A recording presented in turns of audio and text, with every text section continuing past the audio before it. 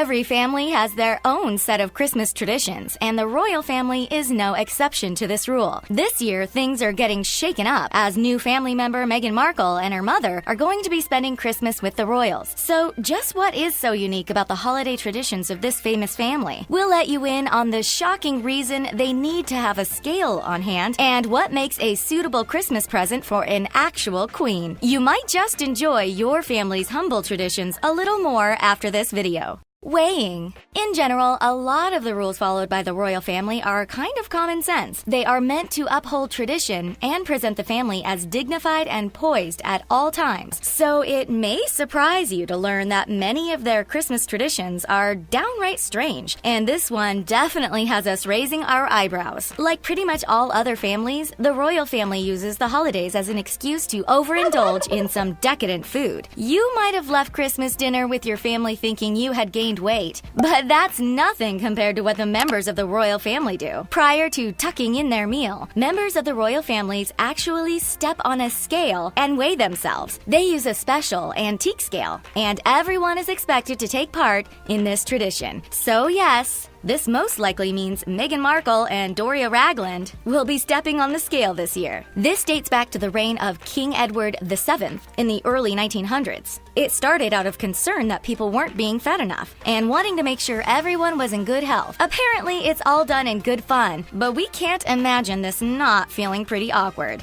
Timing. In the United States, many of us get together with our families on Christmas Eve, but no presents are opened until Christmas morning. After all, Santa Claus needs to have some time to get them under the tree. But in the royal family, all of the excitement of the gift exchange happens on Christmas Eve and not on Christmas Day. And yes, this includes all of the children as well. There are a lot of benefits to being a member of the royal family, and apparently getting to open all your Christmas presents a day early is one of them. This tradition may seem unusual in many parts of the world, but in Germany, it's surprisingly common for people to open presents on Christmas Eve. Usually, after afternoon tea, presents are exchanged and opened. Because the royal family is of German descent, this is just one of the many traditions carried over and incorporated with new ones. And of course, this tradition also has some practical benefits for the busy royal family. They have tons of Christmas Day traditions as well, so it makes sense to free up time by getting the unwrapping out of the way. Employee presents. Being employed by the royal family is no easy task, but there are some benefits to this form of employment. Each year, you get to receive a Christmas present from Queen Elizabeth herself, and it's not just put in a stocking. The Queen and her husband, Prince Philip, make it a point to personally hand out Christmas gifts to everyone who works for them. Considering how busy the Queen is, especially around the holidays, it's sweet that she takes the time to bring a little holiday cheer to her staff. And that's no easy task, considering that the Queen employs about 550 people. So what can employees look forward to receiving from the Queen? It's the same thing every year. And apparently the staff really looks forward to it. Each person receives a Christmas pudding. These puddings are purchased from Harrods or Fortnum & Mason, two locations which have warrants as royal grocers. If you have worked for the Queen for a considerable amount of time, then you might get something extra. Seasoned employees also receive a small gift, such as a book from the Queen. It's a nice way for the Queen and Prince Philip to spread some holiday cheer.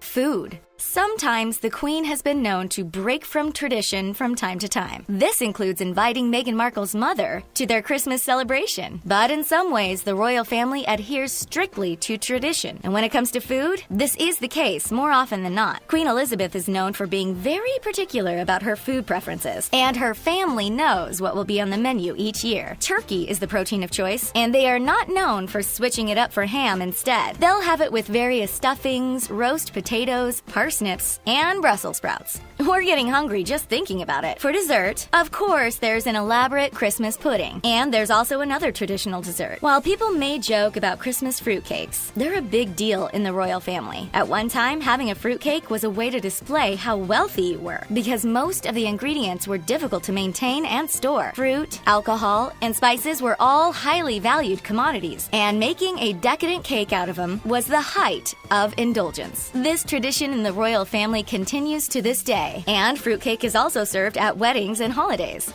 Gifts. So now that we know what the employees of the royal family get for Christmas and when presents are unwrapped, let's find out what the members of the royal family get each other. It can be hard to pick out the perfect present. And what do you buy the people who have everything? You might find it hard to picture, but the members of the royal family get each other gag gifts for Christmas. In fact, the stranger the present, the more everyone loves it. Long before he met Meghan Markle, Prince Harry once received a Grow a Girlfriend kit from his sister-in-law Kate Middleton. And as you might expect, Prince Harry is a pro at giving hilarious gifts. And the Queen was reportedly thrilled when he gave her a novelty shower cap one year. Even though she's a relatively new addition to the royal family, doesn't mean Meghan Markle isn't getting in on the fun already. On her first Christmas with the royal family, she got the Queen one of those singing hamster dolls.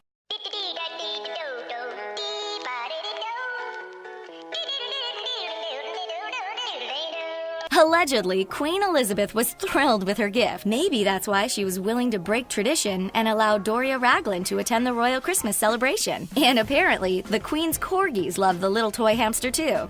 Seating.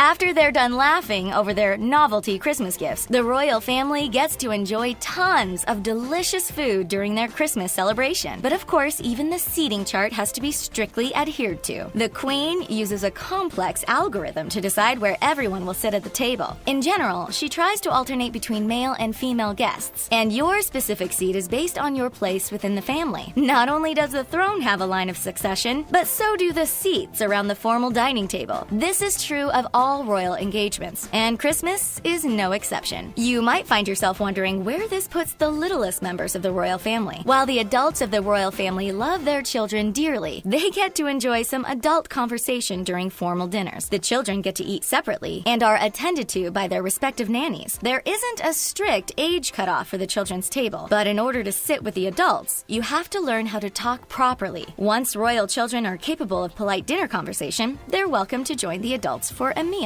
Decorations.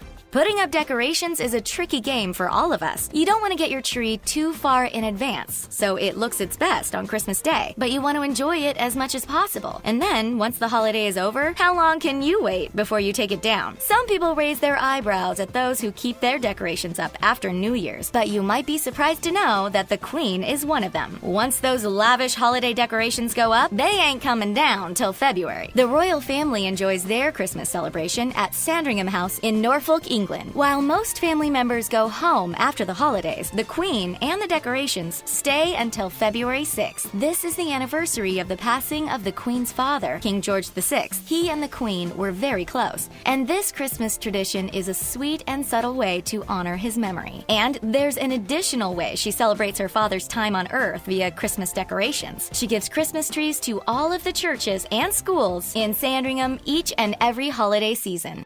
Guests.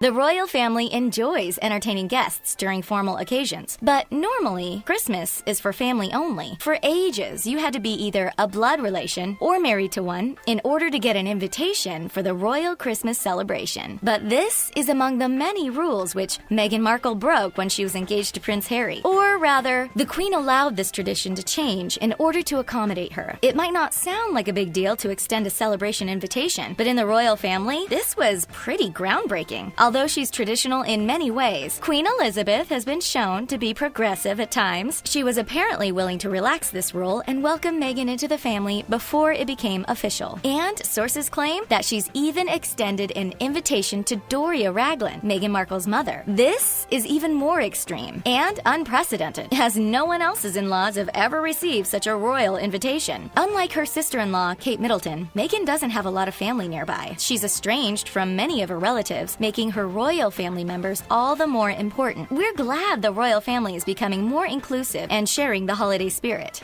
Crackers. Christmas crackers are a huge deal for many families, and we aren't talking about the kind you eat. These fun holiday treats are simple cardboard tubes wrapped in paper and containing prizes. Tons of people in many different countries enjoy cracking them open during the Christmas season, and the royal family is no exception. As you may have expected, they generally go for the top-of-the-line ones, which contain items like silver key rings, cufflinks, or luggage tags. But this doesn't mean that they don't also enjoy the same things we do. Of course, how could could the royal family be expected to enjoy their Christmas celebration without their paper crowns? Despite having all manner of crackers filled with fancy things, the Queen reportedly loves finding a penny whistle in her cracker. She also likes reading the jokes inside of them, and used to make up her own jokes when she was a kid. Prince Harry also takes great delight in this tradition, but he likes to tip the odds in his favor. He picks up all the Christmas crackers at the table and makes sure he gets the one which feels the heaviest. Broadcast. The Queen has a lot of work to do during the year, and she's kept busy through the holidays as well. People look forward to hearing her annual Christmas broadcast, which she delivers on Christmas Day. This has been a long-standing tradition in the royal family, way back since the rule of King George V